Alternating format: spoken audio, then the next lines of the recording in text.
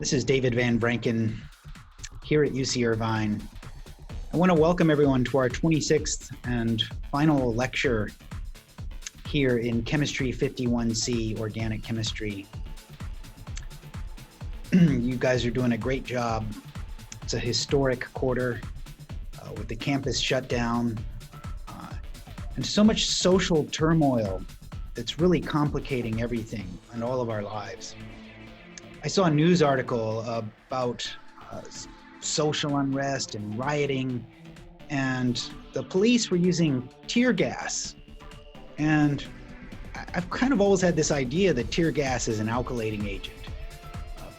It reacts with nucleophiles, and it made me a little bit embarrassed that I didn't know what's the structure of that gas. If I ever got caught in tear gas, I kind of like to know chemically what's going on.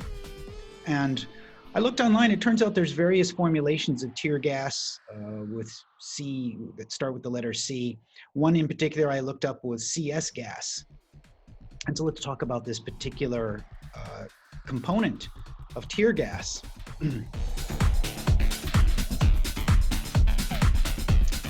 If you look up CS gas, it's a particular formulation here of tear gas. The active compound in there is 2-chlorobenzyl malonitrile. And here's the chemical structure of this compound. And it struck me because we just finished talking about Aldol condensations and Nova-Nagel condensations.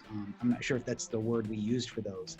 It's very clear to me that this compound was made by treating a bis-cyano compound with base and condensing it with a 2-chlorobenzaldehyde. So this was made through an aldol reaction. And usually when you use benzaldehyde derivatives to do aldol condensations, we refer to those compounds as benzylidene derivatives.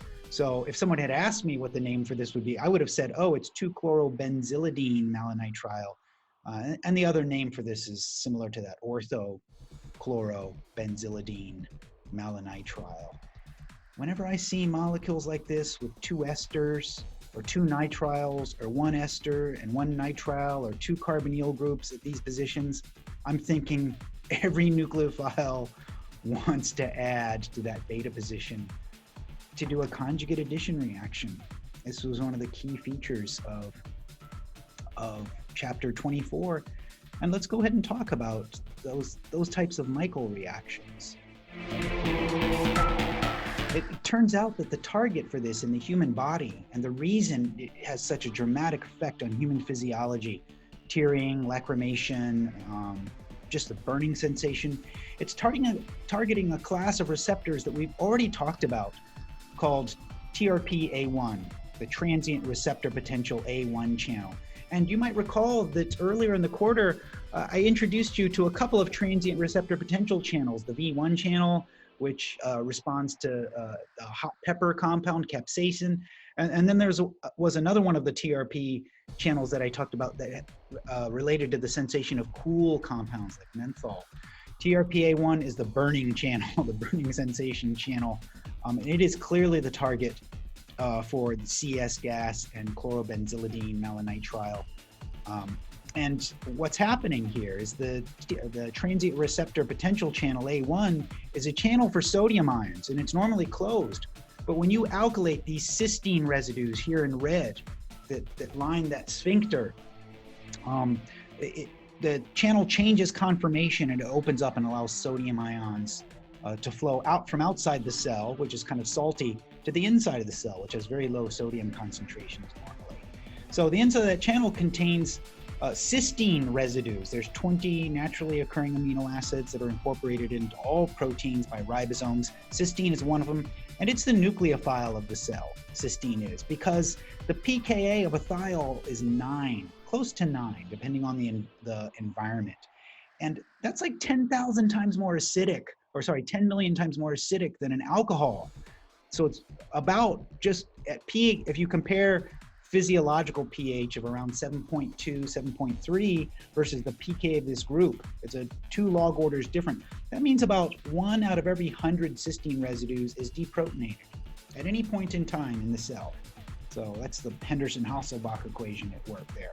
So about 1% of the cysteines are actually exist as thiolate anions that are super nucleophilic, beautiful for SN2 reactions as a nucleophile, and also phenomenal for doing conjugate addition reactions. Thiolates, kind of like cuprates, really prefer to add to enones, not to carbonyls, but to the beta carbon of enones. And of course, this benzylidine malonitrile is kind of like an enone, super powerful Michael acceptor.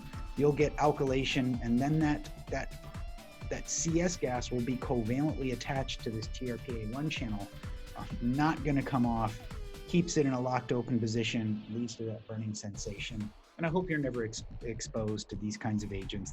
That sounds like it would be absolutely awful.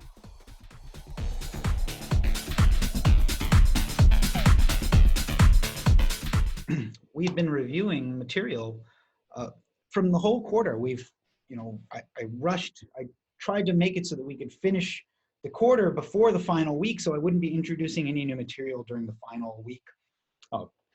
And so this gives us a chance to cover some of the material that we've been going through. And I've spent the last couple of lectures reviewing chapter 18 on electrophilic aromatic substitution, then the acidity of phenolic compounds. And then the last time we got together, I talked about addition of organometallic reagents in hydrido groups to carbonyls, Grignard reagents, alkylithiums. And then we talked about carboxylic acid derivatives, acid chlorides, amides, those types of reagents. That's the addition of weak nucleophiles to carbonyls, imines, acetals, enamines, and then they threw in Wittig reactions, which always seemed kind of weird to me that it went in this section, kind of disrupted the flow. And so now we're talking about carboxylic acid derivatives, super, super duper important for biology, super important for physiology, super important for the pharmaceutical industry. Very exciting stuff. Let's go and get on to this, probably one of the key reagents that you need if you want to talk about carboxylic acid derivatives. And the key one would be to convert carboxylic acids into acid chlorides. That's thionyl chloride and heat.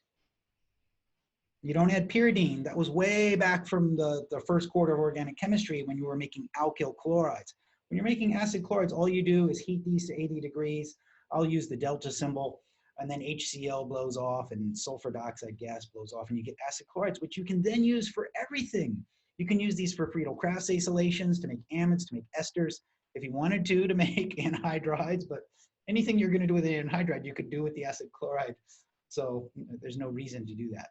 Okay, carboxylic acids, you can convert directly into esters. You don't have to first make an acid chloride and then convert it to an ester. You could if you wanted to. But we use the Fischer esterification for that. And typically the alcohol part is the solvent. You have to have an excess. If I write ethanol or methanol below the arrow, that the reader is left to imply that that's present in excess. I don't have to, because it's a common solvent. But we need powerful acids for this. You have to protonate the carbonyl, and it takes powerful acids to get any oxygen containing nucleophile like methanol, water to add. So we typically add hydrochloric acid, or you could use sulfuric acid. You only need catalytic amounts, but you usually use a lot because you want the rates to be fast for the reaction. You just write HCl and methanol, and if you wrote the methanol over by the side of the arrow as a reactant, you better indicate that it's in excess by writing excess. Okay, what if we want to convert directly from a carboxylic acid to an amide? There's one way to do that directly. There's only one good way that you know to do that directly, and that's using a DCC coupling. So you would add the amine, in this case dimethylamine, if we want to make an N,N-dimethylamide, and then you would add the reagent DCC. Not PCC, DCC is the reagent that you want.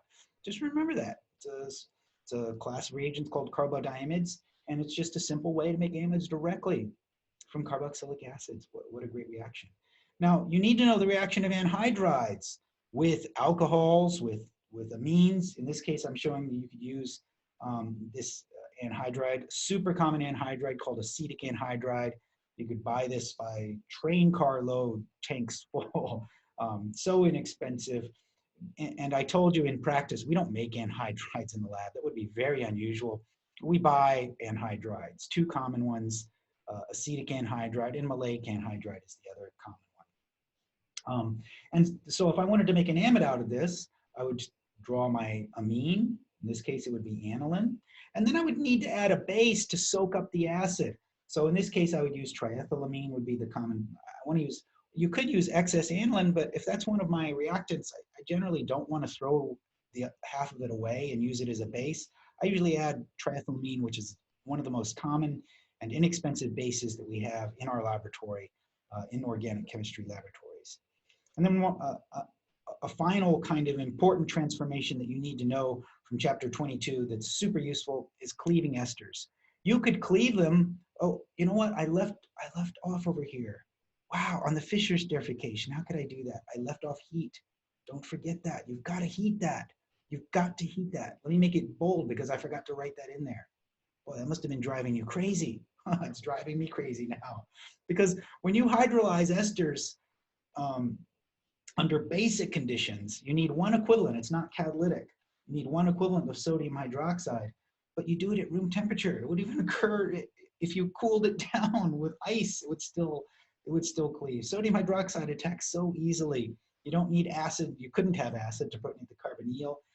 Now, of course, in this case, this would generate the sodium salt plus the alcohol as a byproduct, and we call this saponification. So you don't need to write anything about temperature here. It occurs under mild conditions. But if you do the acid catalyzed, either hydrolysis to go backwards or esterification to go forwards, you have to heat those to make those work. All right, let's keep going on these. Boy, if you could just get your hands on an acid chloride, everything is possible when you've got an acid chloride. So if you have an acid chloride and you want to make an ester out of that, we just add the alcohol in. In this case, if I want to make an ethyl ester, I add ethyl alcohol. But I need something to soak up the HCl. For alcohols, you don't need anything fancy. All you need is pyridine. It's a much weaker base than triethylamine. You don't need to compete. You don't have to worry about the alcohol grabbing all the HCl. If it was an amine, you would. But for alcohols, we use pyridine as a base. In contrast, if we want to use an amine to make an amide from an acid chloride or an anhydride, then we need to use triethylamine as the base. And we usually symbolize that by writing ET3N. That's the common laboratory abbreviation for triethylamine. And you need a stronger base than with an alcohol because you have to worry about the HCl protonating your amine and killing it. So add a good base in there if you're trying to make amides used from amines. Okay, hydrolyzing amides and esters under acidic conditions is tough. Boy, that is tough. It's tough because it is hard to get things to add to amides. So I gave you two sets of conditions. It's actually the same set of conditions that we would use here, or similar sets of conditions. You have to add HCl in water, and you have to heat the heck out of this. Not gentle. Let me just be clear. We're talking about 6 molar hydrochloric acid. That's like taking our bottle of conc HCl and diluting it 1-to-1 with water to get it down to 6 molar. And it's still, these are slow, painful reactions. It is not easy to make amide bonds. Thank goodness your proteins are made out of amide bonds because you don't want those falling apart at the drop of a hat. It's much easier to hydrolyze an ester.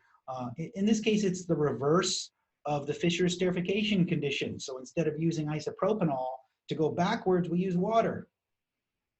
And we still have to heat those. So HCl, water, and heat. This would work with any other powerful acid. The only other common one is sulfuric acid. You know, toluene sulfonic acid is expensive. Nobody would use that in a large excess. HCl and sulfuric acid, easy and cheap to use those in an excess. Well, boy, what would we, let's go ahead and talk about just a little bit mechanistically about what's going on when you take carboxylic acids and you use those as nucleophiles in reactions. So you've got to know these reactions for making carboxylic acid derivatives from acid chlorides. What's happening in these reactions is you start off, well, let me use my red pen here. You start off by attacking the carbonyl. Boy, that acid chloride is so reactive. That's awesome that can just attack so easily. And then we'll end up, in this case, this is using alcohol. We'll have this chloride leaving group, and then an O- there. I'm going to use that lone pair. And I just put a cyclopropyl group on here to make it look fancy. You couldn't stop this chloride from getting pushed out. mean, it's just not going to stick around, even if it was an alkoxide there. Oop, let me go ahead and use my nice red pen here. Bye-bye, chloride. And that's the simple, oh, wait. I left out my intermediate, my key intermediate here. Oof, boy, let me draw out that key intermediate here. There's a key intermediate here that I forgot to draw that has that H on there. Let's get that off of there, because there's no way we're going to push out that chloride if there's an oxonium ion next door. So let's get rid of that. So before this, there's another step. And we have to pull that proton off. And this is where the pyridine comes into play. I'm going to go ahead and write the letter B here to indicate that I've got some species that could act as a base. It's probably the pyridine under the conditions of the reaction. And that leads to this species, which can then push out the chloride leaving group. Don't push out that chloride while you have an O plus next door. You don't want to have an O plus right next to a carbonyl. Boy, that would be really, really painful. Okay, that's the mechanism. And it's the same mechanism if I attack with an amine. You've got to deprotonate this atom, the nucleophilic atom, before you can kick out the leaving group. You want to generate a derivative. When you push out the leaving group, you want to generate a neutral species right next door here. So that's an important aspect of the reaction. So just note that if we're doing the same reaction with amines, so let's suppose we did the same reaction with allylamine, and then we did that same acid chloride, and we did a base in there. It can't be pyridine. It has to be something that's just as strong or stronger than the allylamine as a base. Whoops, I'm supposed to be doing an amide here. And so in this case, we would add triethylamine, right? If it's an amine here, if it's an amine group instead of an alcohol, then you use triethylamine. So because we need a stronger base to be present under those conditions. Now, the chemistry of anhydrides it's kind of like acid chlorides. Like how would you decide whether you use an acid chloride or an anhydride? Well, in the lab, we go to the shelves and we look, what anhydrides do we have sitting there? And there's only a few. I said the two common ones were acetic anhydride, that's this one, and then maleic anhydride, which is kind of just the 5-membered ring. There's another one, phthalic anhydride, it just looks a lot like maleic anhydride. This is used industrially to make plastics, phthalate ester plastics. I think terylene, maybe that's a para-substitute one, I can't remember. And plasticizers as well. So when you make anhydrides, one of the recipes that they show you in the book is to simply use an excess of the alkylamine. So what's going to happen is one molecule of your amine is going to make an amide. Let me go ahead and draw that here. If I drew a box and I say draw the products, then for certain you draw the amide, but you're also generating acetic acid in there. That would be the other product of the reaction, is acetic acid. And if you've got amine present and you've got acetic acid, they're going to react. You can't stop them from reacting. And so the other thing you're going to get is the product of this acid-base process. You can't stop this. This is the other thing that's going to be sitting in your flask, is this ammonium acetate salt. That's why you have to have excess of the amine in this case, unless you're going to throw in triethylamine or something like that. And it would be a similar deal here, except that the two molecules are attached. I find that people get confused in our class when you either open rings or form rings, and you have to practice that by working lots of problems to become comfortable with rings, because so much of organic chemistry is dominated by cyclic compounds. So in this case, we would form an amide bond, and then on the bottom, we would have that carboxylate anion still attached. It's not like it can get away, and then this would be balanced out by that ammonium salt. So if you've practiced it enough with acetic anhydride, then it ought to be easy to apply those concepts over here. Let me circle the charges, because I want you to know that's not a bond to a methyl group there. Sometimes I circle the charges to make it clear it's a charge. Okay, so anhydrides, kind of the same idea as an acid chloride, except you've got a, except the other end of the anhydride has a carbon atom in there. And I'd like you to keep track of those carbon atoms. Okay, there's a difference between I think the 6th edition and the 5th edition of the Gorzhinsky-Smith textbook. In the 5th edition that I'm using for the Gorzhinsky-Smith textbook, nitriles are included in this chapter on carboxylic acid derivatives. And so in this chapter, let's talk about some of the chemistry of nitriles. One thing that you can do with nitriles that gets echoed back to you in chapter 25. So I think this might have been discussed in chapter 20, when we first taught you about lithium aluminum hydride, and then it came back later in chapter 25 on the amines chapter, because this is a good way to make amino methyl groups. So if you have chloride on here, that's not going to do anything. That lithium aluminum hydride will donate 2 hydrido groups into that nitrile. And so what I see here is CH2, NH2. Whenever I see CH2, NH2, I'm thinking I could have reduced a nitrile to make that. If you use dibal, it only adds 1 hydrido group. That's why you use dibal. Dibal converts esters to aldehydes. It adds 1 hydrido group. Dibal reduces nitriles. Won't touch the protected, the silo-protected TBD. Let me make sure I'm getting the letters right here. It won't touch the silo-protected oxygen here, that ether. It will initially generate an imine here that gets hydrolyzed on workup. So that H2O workup hydrolyzes the imine to an aldehyde. And so that's an easy way to make an aldehyde. That's not very common though. Usually people convert esters to aldehydes with dibal H, super common, and then they do Wittig reactions. That's probably one of the most common sequences in organic chemistry, because you do dibal H reductions of esters, and then you make a CC double bond out of that by doing a Wittig reaction. Okay, you learned back in chapter 22 that back in chapter 20, that Grignard reagents can add to nitriles, again, to give imines that hydrolyze during the aqueous workup. And so let's go ahead and draw the hydrolysis of that imine. So after you add a phenyl group here, I'll just write it as pH instead of drawing the benzene ring, then you hydrolyze the imine, the imine intermediate that you generate hydrolyzes on workup. And then the last thing that really belongs in this chapter is the hydrolysis of a nitrile to a carboxylic acid. And you need the same brutal conditions that you need to hydrolyze amides, because the intermediate that you generate in this 12-step mechanism that I'm not going to show you is an amide. And I picked this, I didn't have to draw it as a chair, it's just kind of fun to draw chairs. So let's go ahead and hydrolyze this to a carboxylic acid. And so this functional group of an alpha hydroxy acid is just screaming out that that was made from a cyanohydrin, right? You learned in chapter 21 that you could take carbonyl compounds and add HCN, sodium cyanide HCl, and make cyanohydrins. And then those are commonly hydrolyzed to give hydroxy acids.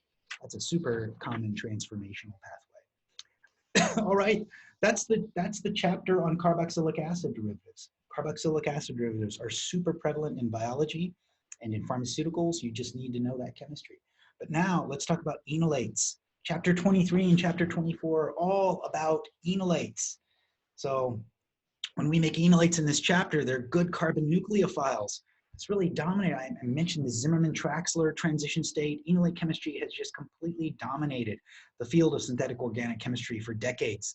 So let's go ahead and cover what are really, what is the one common reagent for making enolates and that you can use as nucleophiles? That's deprotonation by LDA. So I want you to remember our conditions for deprotonation with LDA. The book enumerates things often like this. They write an Arabic numeral inside of brackets. I often use a small Roman numeral with a little parentheses. As long as you're enumerating, that's okay. So, but you have to remember this whole recipe: lithium diisopropylamide, LDA, and then THF and minus 78. Let me just take sorry, I have to do something right here. Oh my gosh.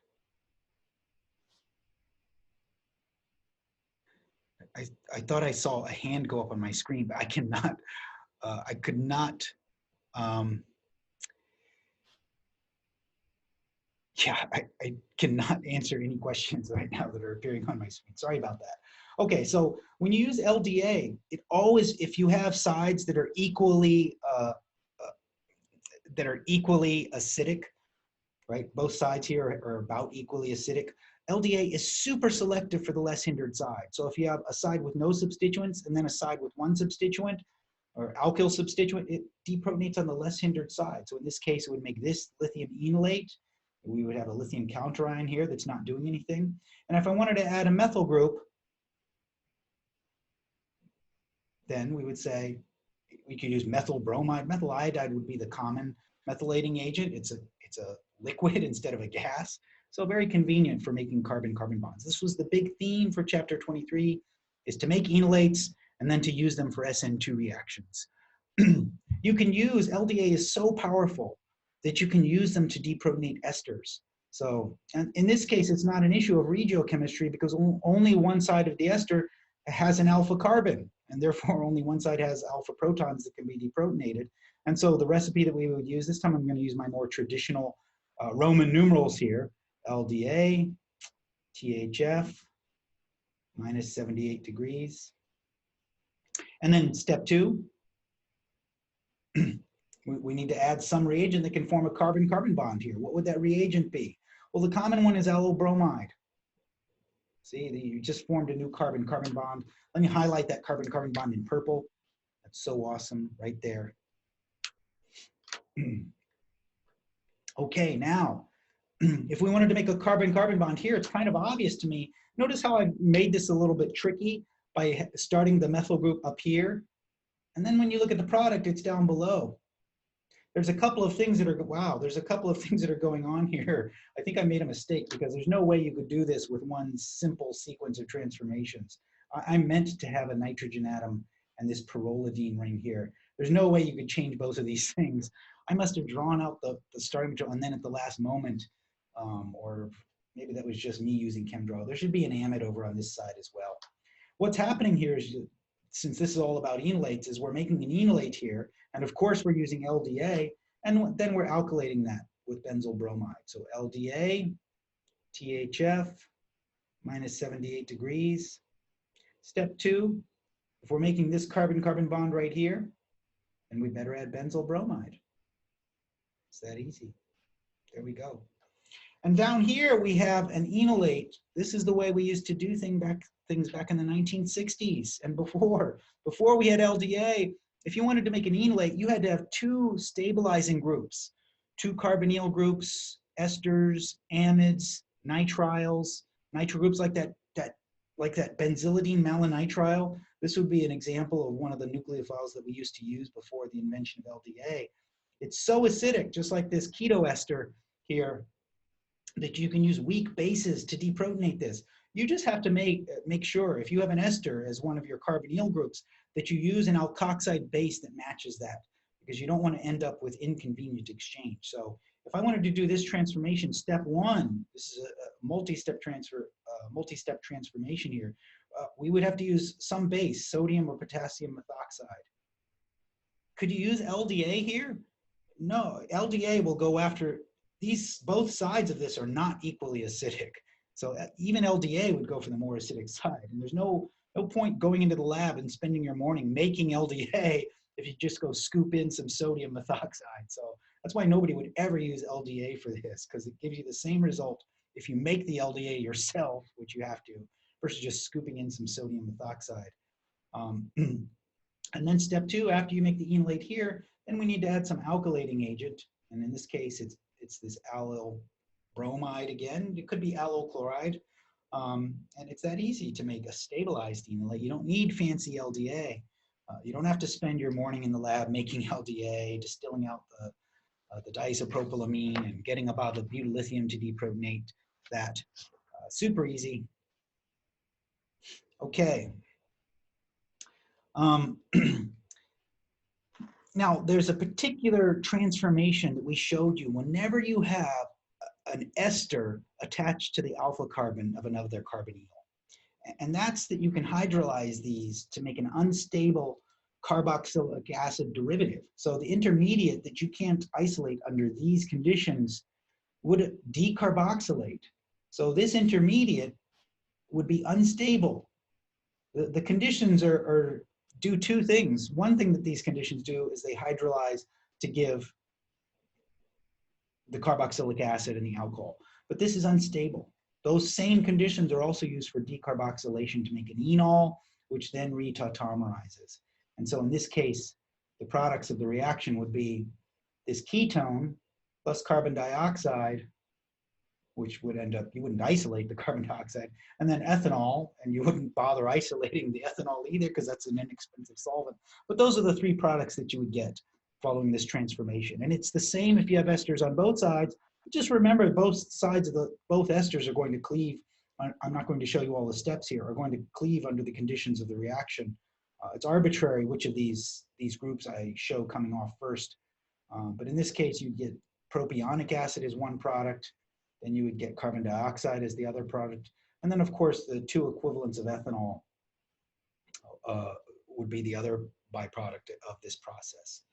So there were a couple of useful transformations that the book introduced into this chapter on the enolate stuff. And it bothers me that they show you this, because the book wants to show you how to put a leaving group at this alpha position so they can start talking about SN2 again. Modern organic chemistry does not use the alpha position as an electrophile. We use that as a nucleophile to make enolates, but the book does show you this very particular reaction where if you take esters or ketones and you treat them with bromine and acetic acid, you can't forget the acetic acid. So bromine and acetic acid, you can brominate at that alpha position. And you could use that for SN2 reactions. You know, you want SN, like a thiolate would be great at doing an SN2 with no competing elimination. You know, anytime you do SN2, you're worried about competing elimination. But one useful reaction is to do an elimination through a mechanism we're not going to show you, using a super top secret reagent combination that you don't, it's just, we're not going to talk about the mechanism for that. You just have to remember this reagent combination. It's lithium carbonate. Lithium carbonate. You've never seen that before any place in the book. Everywhere else in the book, where if you had some sort of carbonate, you'd probably use sodium carbonate or potassium carbonate, right? A sodium salt of carbonate. But lithium carbonate here, I think it's also used to treat some sort of mental illness. I don't know what it does with the lithium salts in your brain, but you also have to add lithium bromide. And then in addition to this, you have to use DMF. And those conditions go through a secret mechanism we're not going to show you, and it leads to an enone. And once you've got an enone, you can start doing conjugate addition reactions to that. And you can't use other regular conditions to get good yields. This is the recipe for doing eliminations when you have halogens alpha to carbonyl groups.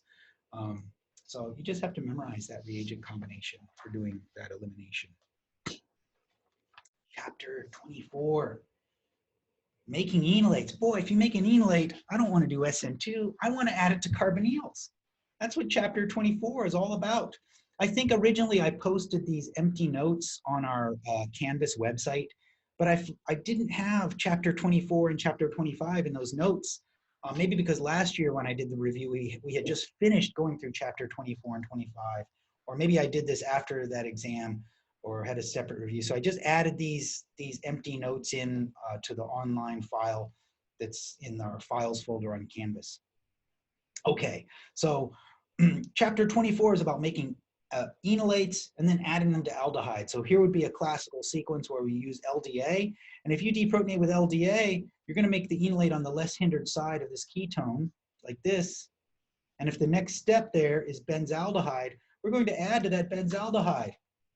Let me go ahead and draw that intermediate next. So you'll add to that benzaldehyde.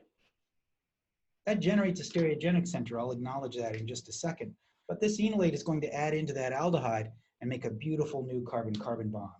You can't control whether you add to the front face or the back face of this, so I'll just write plus E, but really for an arrow pushing mechanism, usually I don't want to spend my time worrying about the mechanism for that reaction. And then the last stage of the reaction is you need to swamp this with water to protonate that. And so this will simply pick up a proton.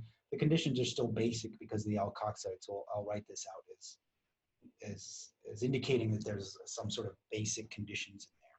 So these are called directed aldol reactions, when you make one equivalent of lithium enolate using LDA, and then you add it to an aldehyde, usually an aldehyde. Less commonly a ketone, that would be way less common. Um, and very powerful stuff. It's really, there's the Zimmermann-Traxler transition state, chair-based transition state reactions. Okay, the book also talked about reactions using a weak base, sodium hydroxide.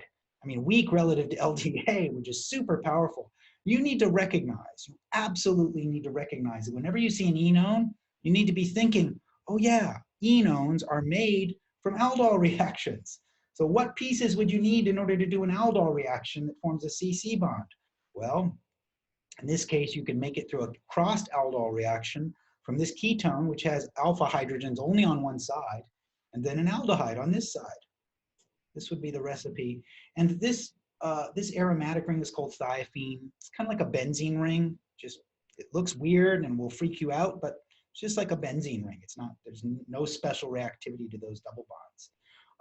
I put heat here, and I just want to remind you, it feels like there was a lot of confusion in the book about how do you know whether it's going to stop at the hydroxy? Well, if I wanted to stop at the hydroxy, I would have made a lithium enolate and done a directed aldol reaction. But if you can generate conjugation here between these groups, all right, conjugated. I'm not talking about the conjugation with the carbonyl. That's always there in an aldol. But if you generate condensation, so all right, when conjugated, we didn't really need to write heat. We just kind of agreed in this class. Our way to determine whether heat is needed is to look to see if you're going to generate something that's conjugated. So I'll just write not necessary. If this group over here leads to something that's conjugated. If this is just an alkyl group on this side, it wouldn't be conjugated, and then we would have needed the heat. But it doesn't hurt you to write the heat in there. Aldol reactions. Making enolates and adding them to carbonyls. Okay, but it's not always aldehydes and ketones that we're adding to. You can make enolates and you can add them to esters. So if I make an enolate and I add it to an ester, and that's usually most common when you have an ester enolate, we refer to this as a Claisen reaction. All right, ET on this side, Claisen. That's a Claisen reaction. Claisen reactions just don't work that well. I don't know where the book gets this idea from. Even the simplest Claisen reaction with ethyl acetate only gives you maximum theoretical yields of about 50%. But they work great when you make rings. They work great. So, for example, this might look totally confusing to you, but just remember here that we just formed this new carbon-carbon bond. I'm going to put it in red. That's the bond we form with the Claisen reaction. So there used to be an ester on the other side. Maybe we better count around over here to figure out what's happening. This is a symmetrical molecule, so it doesn't really matter what side we're deprotonating on. But it looks to me like I'll just start off with this side. If I made an enolate on this side or the other one, that could then come over and attack right here. How many atoms away is that? Let's count. Let me count in purple. It's 1, 2, 3, 4, 5, 6 atoms away, just like our ring. And that we must have lost this methoxy as a leaving group, so let me go ahead and write that in there. So plus methanol. It wouldn't isolate the methanol, that would evaporate off, but that would be one of the products in the reaction. So methanol is the other byproduct of this process. And you have to have, in this process, you have to, the product, the initial product of the reaction, after you substitute the methoxy through a 3-step mechanism, and before you do the HCl workup, is this enolate, which in theory you could use for, so I'm not showing all the steps here, but in theory you could use this for SN2 reactions if you wanted. In this case, there would be a sodium byproduct, a sodium counterion, and you'd have methanol as a byproduct. And this, you cannot use water to protonate and do the workup. If you add water to try to protonate that in your workup, it's just going to sit in the water. It doesn't get protonated by the alcohol. It wouldn't get protonated by water. It's so stable, it would just sit there. You have to use HCl to stick a proton on there. Boy, these 1,3-dicarbonyls are so acidic. And then remember this transformation that I showed you. If you have beta keto esters, right, that you can remove this group, you can hydrolyze it and decarboxylate in the same step. So easy to do. There we go. Look at that. Oh my gosh, that's awesome. There we go. And then the other byproducts of this process would be carbon dioxide and methanol, which are completely, those are not interesting to isolate, but they would be present in the reaction. So that process of decarboxylation is super important. Now, chapter 24. Chapter 24. They just confused everything with their discussion of the Michael reaction, because methyl vinyl ketone is a common reagent for a one-step ring-forming reaction called the Robinson annulation. And the first step is what's called a Michael addition, a conjugate addition reaction. So if you treat 1,3-dicarbonyl compounds, and particularly 1,3-dicarbonyls, and really the issue that makes a Robinson annulation possible is you need an acidic CH. So if you have a phenyl group here, potentially that can acidify this enough for this reaction to work, but usually you have 2 carbonyls to acidify this H, so it's acidic enough. And so you generate, under conditions where you generate these stabilized enolates, these can undergo conjugate addition reactions. I'm not going to show the whole mechanism for the reaction, but the important thing is that you'll get this intermediate through a Michael addition process. And so the book starts off by telling you all about Michael addition reactions. Kind of like that chlorobenzylidine malonitrile compound that they have in CS gas. Whenever you have these kinds of, whenever you have enones, they just love to undergo additions by stabilized nucleophiles. Whoops, let me make that a single bond here. Sorry, that thick bond is not a stereochemistry. I just made a mistake. I'm trying to cover up a double bond. So you generate this enolate intermediate. So this initial step is called a Michael addition, a Michael reaction. We'll call that a Michael addition. Kind of like cuprates do that. Stabilized enolates don't add to the carbonyl, they add to the beta position. They prefer that. And then there's this multi-step sequence where we protonate over on this side and then deprotonate on that side, and you're deprotonating all the alpha protons. Eventually, when you deprotonate on this methyl group, it can cyclize to make a beautiful 6-membered ring and do an aldol condensation. And the book is not at all clear whether you should be heating this to get the aldol condensation to work. If you see methyl vinyl ketone, you should just assume, if you've got a 1,3-dicarbonyl, that it's going to be a Robinson annulation. And I wouldn't require you to write heat, but the book just completely makes it impossible to tell whether you're going to get a condensation or an addition reaction. So this part is just an intramolecular aldol. So I'll just write aldol condensation. And for a Robinson annulation, you don't have to write heat. Okay, the other, what the common functional group theme that you see for Robinson annulations is 1,3-dicarbonyls when there's an extra substituent that makes a quaternary center. Those are the most common versions of the aldol, of the Robinson annulation that are common. All right, aldol reactions, making CC bonds. The last chapter that we just finished covering, chapter 25. So Friday's exam is going to be chapters 24 and 25 only. And then the exam, the final exam next week during the final exam week is going to be a cumulative exam with all the chapters. But our next exam, Friday's exam, is going to be chapters 24 and 25. And so here we are with the other thing that we're going to be testing you guys on is chapter 25 stuff. And what are some of those key things in chapter 25? You need to know how to synthesize amines, all the ways that we've already talked about, whether I have time to cover all of them here or not. So certainly you should know how to reduce a nitro group to an amino group. That's pretty much the only reason to nitrate a benzene ring, is so you can reduce it down to an amine. And our favorite conditions for that are hydrogen and then catalytic palladium on carbon. And then you just filter off the catalyst and you have pure product, just pure, no byproducts except water, which evaporates off. Now there's another set of conditions. If you have a halogen in there, you can't use this hydrogenation conditions. It'll cleave the carbon-bromine bond and leave an H there. And probably you just put a lot of work into putting that bromine there.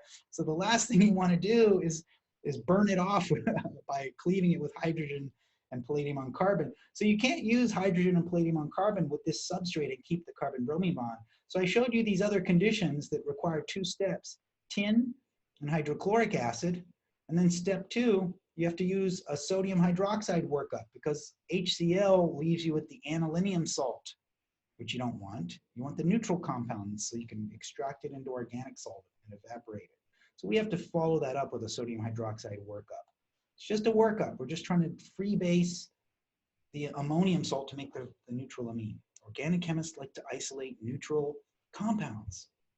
We extract them into organic solvents and evaporate the solvent. We always want neutral compounds. So there was another reaction back from that chapter on lithium aluminum hydride reduction. So the 5th edition of the textbook, that was chapter 20, where we learned about this reaction of lithium aluminum hydride, where you can reduce nitriles down, lithium aluminum hydride. Step 2, got to do an aqueous workup on those. H2O workup. And it creates this very common functional group pattern where you have a CH2 group next to an amino group. It looks like it came from, and this thing here looks like somebody did a cyanohydrin addition and then methylated the oxygen or something. Now, there's 2 key reactions, really much more common than any of these things that are important for chapter 25. One is the reduction of amides to CH2N groups. So here's an amide, and I can see over here that CH2 group is right here. There we go. Right? That's how you make that compound, and it's that 2-step process. Step 1, lithium aluminum hydride. Total money here. Converting, it's so easy to make amides, right? It's so easy to make amides. So lithium aluminum hydride, and then reduce them down. So aqueous workup. There's another way you could have made this compound. If you just had the product and you said, well, how are all the different ways I could make that? You could have simultaneously made this carbon-nitrogen bond and done a reduction. So that would be, so let me just go ahead and draw this going here. In a 1-step process, if we simply mix together this ketone and this innate and this amine called pyrrolidine, you could create this molecule and staple in this hydrogen atom that wasn't there in the beginning. You just need this super secret reagent that they introduce you to called sodium cyanoborohydride. I like to write this like this. A lot of chemists do. I think the book writes this reagent like this, sodium BH3 CN, which is also weird because the carbon doesn't look like it's connected to the boron atom. But either way, it's sodium cyanoborohydride, and that's used for this process of reductive amination. Wherever you've got a bond and one H, at least one H there, you can use sodium cyanoborohydride for reductive amination. Now the book also introduces you to a bunch of reactions of diazonium ions. Just trying to got this last thing to cover here, and then we are done. So when you take arene diazonium salts, which you can make using diazotization, remember there was these set of conditions where you take an aniline and you treat them with sodium nitrite and hydrochloric acid. Those diazonium ions you can do things with. One of the things you can do is change them to an oxygen atom. And you have no way using electrophilic aromatic substitution to make phenols. So this is, I didn't cover this section of the book called nucleophilic aromatic substitution. So this is your one key way for synthesizing phenols. And the conditions for this reaction are, there's nothing dramatic here. And we're not going to talk in any way about the mechanism for this process or any of these diazonium salt processes. But this is a reaction of water. If you want to introduce a fluorine atom to a benzene ring, well, we've got to use a special reagent here. And there's no getting around it. There's no way to make aryl fluorides by using F2 and FeF3 the way we had bromine and chlorine. It doesn't work like that. You have to use tetrafluoroboric acid. Similarly, if you want to convert that to an iodide, we can't do electrophilic aromatic substitution. We have to make a diazonium ion and then treat that with an iodide salt. Potassium iodide is common. You could use sodium iodide, but let's just remember one reagent. And then finally, you need a copper reagent to convert that into a CN triple bond. And so that would be cuprous cyanide, copper with one cyanide attached. The last reaction that we show you how to make, this methyl's bent in a weird way, is to make carbon-nitrogen bonds. Probably this one would be the bond we're making here, from diazonium ions. Right? You do this through electrophilic aromatic substitution. You have a diazonium ion.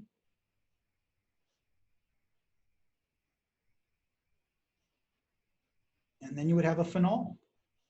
And phenols are very activated, so they can react with diazonium ions.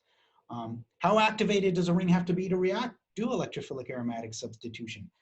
I don't know, but most of the time there's a hydroxy or an amino group on the phenol. And we wouldn't ask you to make that kind of a judgment call.